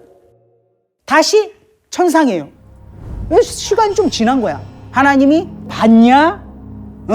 네가 그렇게 해가지고 부추겨가지고 욥을 해치려고 했지만 여전히 자기의 온전함을 그대로 지키고 있지 않냐? 사탄이. 그래요? 개 뼈와 살을 한번 쳐보실래요? 그러면 저주할걸요? 하나님을 저주할걸요? 이렇게 얘기해요. 그래서 하나님이 그걸 허락하십니다. 단 생명은 건드리지 마라. 장면은 바뀝니다. 여기는 이제 땅이에요. 욥이 뭐라고 했냐면 온몸에 악성 종기가 난 거야. 막 고름이 나오고 막 너무 가려워서 기와 조각 알죠? 약간 좀 이렇게 날카로운 거. 그걸로 벅벅벅벅 긁고 있는 거. 너무 가려워서 그러고 있는 상황이에요 지금. 욥의 아내가 아직도 당신이 온전함을 바라느냐? 하나님을 욕하고 죽으라. 하나님 죄송합니다. 욥의 아내 역할을 한 겁니다. 참 그렇게 말하는 아내가 너무 독하기도 하지만 또 한편으로 생각을 해보면 하나님 모든 걸 다 걷어가신 것 같고 하는데도 막 기도하고 있는 어떤 사람을 보면 진짜 그러고 있고 싶냐라는 말을 들을 때도 있고 우리가 또 감히 함부로 그렇게 이야기를 할 때도 있었잖아요. 그래서 욥의 아내가 좀 진짜 너무 속상해서 이렇게 이야기를 했지 않았을까라고 생각을 합니다. 그러자 욥이 이렇게 얘기합니다. 어리석은 여자들처럼 참 말하고 있네. 우리가 누리는 복도 하나님께로부터면은 재앙이라고 못 받는다 하겠소? 그리고 말로 죄를 짓지 않아요. 이게 진짜 쉽지 않을 것 같은데 여러분. 자, 화면은 바뀝니다. 지금 여러분이 전국의 각지에서 온 것처럼 엘리바스, 빌닷, 소발 이 친구들이 옵니다. 친구들이 와서 딱 봤어. 아무 말도 할 수 없는 거예요. 그래서 이 친구들이 처음에 뭘 하냐면 겉옷을 찢고 티끌을 날리면서 머리에 뒤집어 쓰고 울어요. 7일 동안, 일주일 동안 한마디도 안 하고 그렇게 안타까워해요. 진짜 위로가 될 것 같아요. 그럼 그죠? 자, 3장으로 바뀝니다. 지금 욥이 어떤 상태예요? 모든 걸 다 잃고 몸이 아파. 너무도 괴로워서 속에 있는 걸 다 터뜨리는 거야. 자기의 태어난 날을 저주해요. 내가 태어났던 날이 차라리 사라져 버렸다라면, 남자아이를 배웠다고 좋아하던 그 밤이 망해버렸다면 이 꼴을 안 볼 수 있지 않았을까 하면서 그냥 신세 한탄을 하는 거야. 그랬더니 이제 그 이야기를 듣고 있을 거 아니에요, 친구들이. 이제 어떻게 되냐면 욥하고 친구들이 논쟁을 해요. 3차 논쟁을 해. 이제부터 공격이 시작되는 거예요. 4장부터 엘리바스라는 사람이 이제 이야기를 해요. 근데 처음에는 아주 조심스럽게 얘기해. 누가 너한테 말을 걸면 좀 짜증이 날 수 있겠지. 말을 하지 않으려고 해도 참을 수가 없다. 생각해봐. 그러면서 욥아, 죄 없는 사람이 망하냐? 죄 지으니까 고난 받는 거야? 라는 식의 이야기를 친구한테 조심스럽지만 내용은 조심스럽지가 않아. 어쩌면 우리 모습이 아닐까라는 그 생각을 해보면서 이 욥과 세 친구의 대화를 한번 나눠보세요. 8절에 뭐라고 하냐면 악을 갈아서 재난을 뿌리는 자는 그대로 거둬. 그러면서 4장 15절에 뭐라고 하냐면 욥아, 내가 이렇게 있는데 어떤 영이 내 앞을 싹 지나가더니 나한테 이렇게 가르쳐 주는 거 있지. 뭐라고 했냐면 인간이 하나님보다 의로울 수 있겠으며 사람이 창조주보다 깨끗할 수 있겠느냐? 나는 있잖아, 욥아, 하나님께 다 털어놓겠어. 하나님께 징계를 받는 사람은 그대로 복된 사람이다. 엘리바스가 주장하는 것은 죄가 있기에 고난을 받는다라는 그 이야기를 하는 것 같습니다. 욥이 그 이야기를 듣다가 6장에 이렇게 얘기합니다. 내가 겪는 이 고난을 정말 저울에 달아보고 싶다, 진짜.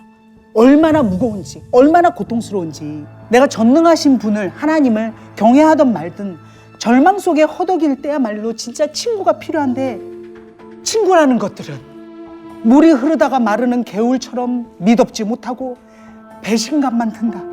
내가 너네한테 이거 내나 한 적 있냐? 내 잘못이 뭔지 말해봐. 7장으로 넘어가서 주님께 기도해요. 욥이. 내 입을 금하지 않고 하나님 털어놓을게요. 내가 바다 괴물입니까? 혼자 내버려 두세요. 내가 뭐라고 이렇게 아침마다 순간마다 단련하십니까? 내가 범죄한다고 주님께 무슨 해가 됩니까? 라고 고백을 합니다. 그러면 하나만 여쭤볼게요. 자식이 사고 저지르면 해가 됩니까? 네. 해가 되지. 우리 엄마 아들 때문에 잠을 못 잡디다. 근데 엘리바스 때문에 화가 나서 욥에 쏟아내는 이야기는 내가 범죄한다고 죽게 무슨 해가 됩니까? 해가 됩니다.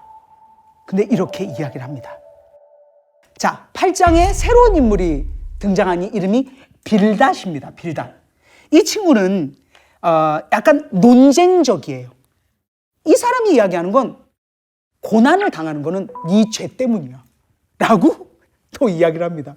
엘리바스와 좀 다르긴 하지만 내용은 인과응보야. 비슷해요. 친구 셋이 되게 끼리끼리 만나잖아. 친구들 보면 되게 끼리끼리 만나. 욥에게 그렇게 이야기를 합니다. 8장 3절을 보면 하나님이 어째 정의를 또 공의를 굽게 하시겠냐. 그리고 4절에 너무도 가슴 아픈 이야기를 또 이게 진짜 화살로 콕 찌르듯이 이야기해요. 네 자녀들이 죄를 지어서 그래서 이런 고난이 온 거 아니냐? 라는 그 아픈 데를 또 끄집어내요. 그러면서 8장 7절에 뭐라고 이야기하냐면 네 시작은 미약하였으나 네 나중은 심히 창대하리라. 이 말이 빌닷이 한 말이에요. 근데 이 말을 식당에 가보면 네 시작은 미약하였으나 네 나중은 심히 창대하리라 라고 떡하니 물론 성경에 좋은 내용들이 있지만 이게 이 앞뒤가 어떻게 해서 사용이 되었는지를 본다면 이것을 새 번역으로 해석을 하면요, 처음에는 보잘것없겠지만 나중엔 크게 될 것이다. 뭐냐면 네가 지금은 이렇게 죄를 지어서 고난을 받고 이런 일이 있지만 회개를 해서 하나님께 다가가고 하면 나중엔 좋아질 거다. 맞아, 맞는 말이지만 이것을 정말 아픈 친구에게 이렇게 대놓고 다이렉트로 이야기를 하는 것이 정말 현명한 것일까? 우리도 다시 생각해 봐야 될 것 같습니다. 그러면서 이제 9장에 욥이 또 이야기합니다. 너무 괴롭지만 내가 무엇을 할 수 있으랴. 그러면서 이제 중간중간에 하나님이 자기를 이렇게 처하게 한 것에 대한 속상함 이런 것들을 슬쩍슬쩍 표현해내기 시작해요. 9장 32절에 하나님이 나 같은 사람이면 진짜 법정에서 논쟁을 하고 싶어. 내가 정말 깨끗합니다, 나는 죄 짓지 않았습니다 라고 논쟁하려만 둘 사이에 하나님 신이시니까 중재할 사람도 없고 이거를 판결할 사람도 없다 라고 호소를 하며 10장에 하나님께 고백합니다. 저를 죄인 취급하지 마세요. 내 몸을 이렇게 치시고 악인이 세운 계획만 잘되게 하시니 그게 주님께 무슨 유익이 됩니까? 내가 죄가 없다는 걸 주님이 아시잖아요. 주님은 나를 해치실 생각을 몰래 품고 내가 죄를 짓나 안 짓나 지켜보고 죄를 짓기라도 하면은 용서하지 않을 거야, 그런 작정이십니다. 살 날도 얼마 안 남았는데 내버려 두세요. 남은 기간이라도 좀 쉴 수 있게 라고 고백을 해요. 지금 욥이 하나님께 이렇게 외치는 걸 보면 한편으로 너무 마음이 아프잖아요. 그죠? 그랬습니다. 11장에 이제 발도 개발도 아니고 소발인 친구가, 얘가 왜냐면 가장 악질이야.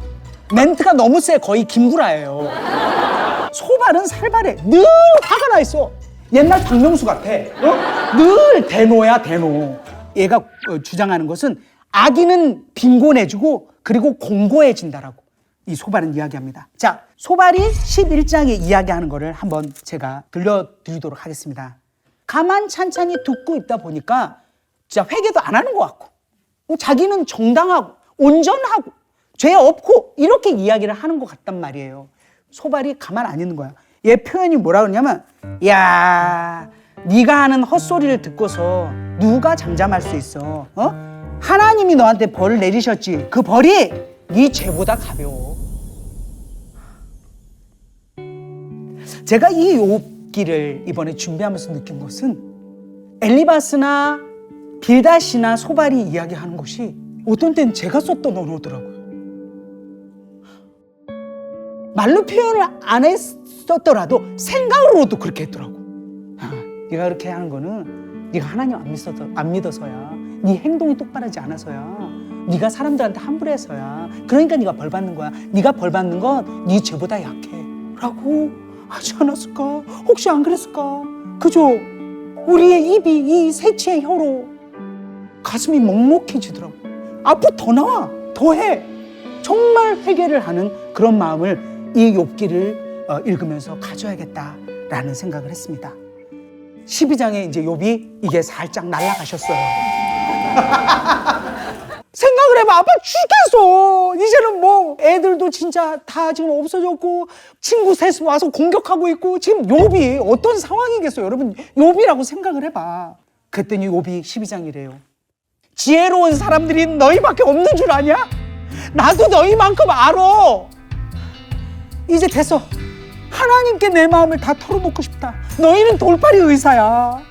입이라도 다물고 있으면 무식이 탈로 나지라도 않지. 욕도 만만치 않아 지금. 눈에 뵈는 게 없어 지금. 그리고 뭐라고 하냐면 내가 말할 기회를 줘라. 결과가 어찌되었든 내가 책임진다. 엘리바스가 대신 아파줄 거예요. 응? 빌닷이 대신 뭐 어떻게 할 거야. 그리고 13장 18절에 이렇게 얘기합니다. 내가 죄가 없다는 확신이 있다. 하나님 나를 고발하시겠어요? 그러면 하나님이 고발하고 만일 한다면 입 다물고 죽을 각오로 하고 있을게요 하면서 욥이 고백을 합니다. 15장 드디어 엘리바스가 두 번째 공격을 합니다.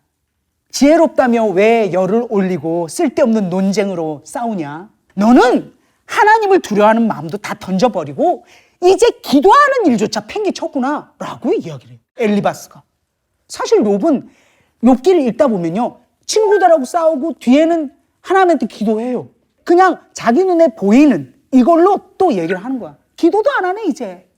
그리고 15장 6절에 너를 정죄하는 건 네 입이지 내가 아니야. 엘리바스 내가 아니야. 어? 뭐가 너를 그렇게 건방지게 하였으며 눈을 부라리게 했냐. 이 친구들도 대단해. 아픈 애가 있으면 그냥 좀 있어야 되는데 얼마나 공격을 하는지. 함부로 격한 심정을 털어놓고 하나님께 함부로 입을 놀려대지 마 라고 엘리바스가 얘기를 해요. 이 싸움을 보고 있어도 진짜 답답하지 않아요? 예. 좀만 기다리세요. 금방 끝나. 욥이 얘기해요. 위로한다면서 괴롭히기만 하네. 있잖아. 너희가 내 처지가 되면은 너희처럼 마구 말을 퍼붓고 가엾다는 듯이 머리를 내저을 거야. 입에 발린 말로 위로할 거야. 진짜 우리 친구들끼리 얘기하는 것 같지 않아요? 16장 6절 그리고 다시 주님께 기도합니다. 뭐라고 기도하냐면 주님 아무리 말을 해도 고통이 줄질 않아요. 입을 다물어도 마찬가지예요. 주님이 내 자식을 죽이고 내 적이 되시고 나는 피골이 상접한 모습을 보고 죄에 대해 벌받았다고 합니다. 주님이 그러시니 사람들도 나를 경멸하잖아요. 주님 보증이 되어주세요. 주님밖에 없어요 라고 또 고백을 합니다. 18장 빌닷이 두 번째 공격을 합니다. 욥아 입 다물어. 이제 격해졌어. 이제는 뭐 예의도 없어. 조심스럽게 이야기를 꺼낼게 이런 것도 없어. 입 다물어. Shut the mouth 막 이런 거야. 어? 왜 우리를 어리석게 봐? 어? 악한 자가 누구야 여기서? 욥이라는 거지 지금. 빛이 꺼지고 악인이 부자였어도 굶주리고 재앙이 도살인다. 살갗은 썩어 들어가고 죽을 병이 그의 팔다리를 파먹을 거예요. 이런 말을 해요. 지금 욥이 이렇게 고통당하고 힘들어하고 있는데 욥이 그럴 수밖에 없는 존재처럼 이야기를 합니다. 19장 욥이 말합니다. 왜 이렇게 구박을 해? 내 살로도 부족하냐? 하지만 나는 확신해. 주여 내 구원자가 살아계셔. 내가 이렇게 고통 중에 있지만 나를 돌보시는 그가 이 땅에 우뚝 서실 날이 계실 거야. 가죽이 벗김을 당해서라도 죽고 나서라도 그리고 하나님과 대면할 거야. 이 구약에 욥을 통해서 이것을 고백하게 하나님이 하셨고 쏘놓으셨더라고요. 어마어마합니다. 자, 20장 개발이 아니라 소발이 두 번째 공격을 합니다. 야, 입을 다물고 있으니 도저히 화가 나서 참을 수가 없다. 넌 나의 모욕감을 줬어. 진짜 이렇게 써 있어. 네가 하는 말을 듣고 있지 않니? 모두 나를 모욕하는 말이다. 그 다음 뭐라냐면 나를 깨닫게 하는 영이 말했대라는 거야. 개역 개정에는 나의 슬기로운 마음이 본인이 본인을 슬기로운 마음이라고 얘기해요. 뭐라고 하냐면 악인의 승전가는 잠시 뿐이고 그 자녀들은, 그 악인의 자녀들, 욥의 자녀들은 용서를 구해야 하고 다 토해내야 된다. 욥이 말합니다. 나한테 말할 기회를 주라. 조롱하려면 말 끝나고 해. 악인은 더 잘 되더라. 이렇게 살면 되지 하나님의 뜻을 알 필요가 뭐가 있어. 전능하신 자가 느끼유? 그에게 기도한다고 무슨 도움이 돼? 라고 한다. 그들은 자기들의 성공이 본인의 힘으로 이룬 것이라고 한다. 근데 욥이 얘기합니다. 욥 나는 그들의 생각을 용납할 수 없다라고. 욥의 고백입니다. 제가 하나님 믿기 전에 정말 열심히 살았거든요. 아시잖아요, 제가 어떻게 산지. 그때 제 주먹으로 하는 건 줄 알았거든요. 진짜 하나님 안 계신 줄 알았어요. 내가 열심히 하면 되지 라고 많은 사람들이 그렇게 살아요. 악인이라고 해서 누구를 쳐 죽이고 막 죄를 짓고 막 심한 일을 하는 그런 악인들의 표현이 아니라 하나님을 부정하고 모르는 자를 성경에서는 악인이라고 합니다. 그런데 욥은 지금 이 아픔 가운데 있는 욥은 그렇게 하지 않겠다고 합니다.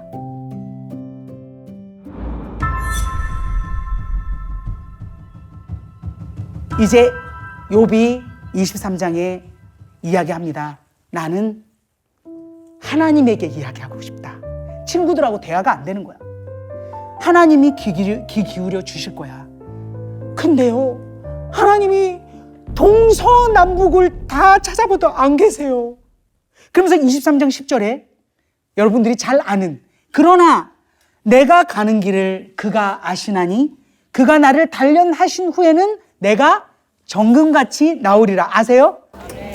이 이야기를 어떻게 해석을 하고 계십니까? 내가 가는 길을 하나님이 다 아셔. 그래서 나를 단련하신 후에 이렇게 힘들지만 이렇게 잘 버티고 한 다음에는 내가 순금같이, 정금같이, 단련된 그 금같이 나올 거야 라는 생각을 하시죠. 그렇게 생각하셨죠? 그렇게 개역개정에 써 있습니다. 그런데 세번역도 조금 알아야 될 것 같아서 조금 해석이 달라서요. 이 뭐라고 세번역엔 돼 있냐면, 내가 발 한 번 옮기는 것을 다 알고 계실 터이니, 그러니까 내 모든 것을 다 아신다라는 거지. 내가 온전한 것, 내가 이렇게 살아온 것들을 다 알고 계실 터니 나를 시험해 보시면 내게 흠이 없다는 것을 아실 수 있으련만 이라고 해석을 했습니다. 한편으로는 해석이 이 부분에서는 개역개정이 더 좋아요. 뭔지 알죠? 그래, 이렇게 고난을 받고 하면 하나님이 나를 정금같이 이렇게 딱 이게 단련해서 하나님이 딱, 나는 또 엔딩이 해피엔딩일 거야. 안타깝게도 그 뜻이 아닐 수도 있다라는, 이 이야기를 쉽게 얘기하면 새 번역은 하나님 모든 걸 알고 계세요. 그래서 시험을 해보시더라도 하나님 아실 겁니다.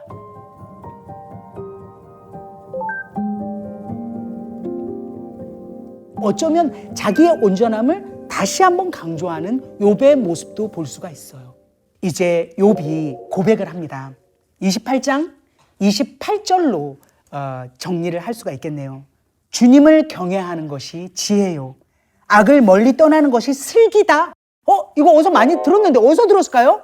잠언, 시편에도 있고 전도서에도 있고. 하나님을 경외하는 것이 지혜입니다. 그 지혜는 곧 성경의 말씀이고요, 그것이 곧 하나님이시고요. 그죠? 그 이야기를 합니다. 그리고 29장에서 31장은 이제 욥이 반박하지 않고, 이 지친 거예요. 욥도 친구들도 지쳤어. 1라운드 땡, 2라운드 땡, 3라운드 땡. 소발도 이제 완전히 개발세발이 됐어. 다 지쳤어 이제. 그러니까 욥이 반박하지 않고 자신의 인생을 돌아보며 하나님 앞에 자신을 내려놓습니다. 그러면서 쭉 고백하는 게 한번 읽어보세요. 저는 이 많은 양을 할 수 없기 때문에 브리핑만 하는 겁니다. 근데 여러분이 이것을 대략적으로 알고 욥기를 읽어본다면, 야, 기가 막힙니다. 눈물이 주르륵이야. 뭐라고 이야기를 하냐면, 지난 세월에 하나님과 동행하며 아름다웠던 날들을 쭉 써요. 하나님이 자기를 비춰주신 날, 친밀함을 누리던 날, 욥을 존중해주고 축복해주는 것을 욥이 느꼈던 거예요.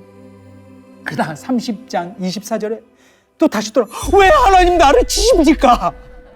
왜 그럴까요? 이해를 할 수가 없는 거야. 왜 이런 일이 일어나는지 이해를 할 수가 없는 거야. 그래서 욥이 하나님께 재판 신청을 해. 거의 그런 분위기야. 31장 6절. 하나님이 내 정직함을 공평한 저울로 달아보신다면 내게 흠이 없음을 아실 것입니다. 그러면서 자, 첫 번째, 제가 젊은 여자를 음탕하게 안 봤습니다. 두 번째, 이웃 사람 걸 탐내지를 않았어요. 세 번째, 사회적인 약자들 있잖아. 그래서 우리가 갖고 있는 것들을 진짜 어려운 사람에게 나누면은 진짜 그걸 하나님이 얼마나 기뻐하시는데, 그렇게 했다 이거야. 욥은 그렇게 했어요. 31장 35절. 이제는 전능하신 분께서 말씀하시는 대답을 듣고 싶다. 나는 내가 한 모든 일을 그분께 낱낱이 말씀드리고 나서 그분 앞에 떳떳이 서겠습니다 라고 해요. 그리고 욥이 말을 마칩니다. 32장 갑자기 한 사람이 나타나는데 엘리후라는 젊은 사람이 등장합니다.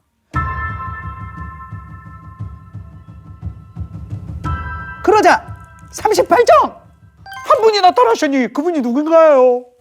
하나님이 딱 뭐라냐면 그때에 주님께서 욥에게 폭풍이 몰아치는 가운데 와 대답하셨어요. 뭐라냐면 네가 누구이기에 무지하고 헛된 말로 내 지혜를 의심하느냐?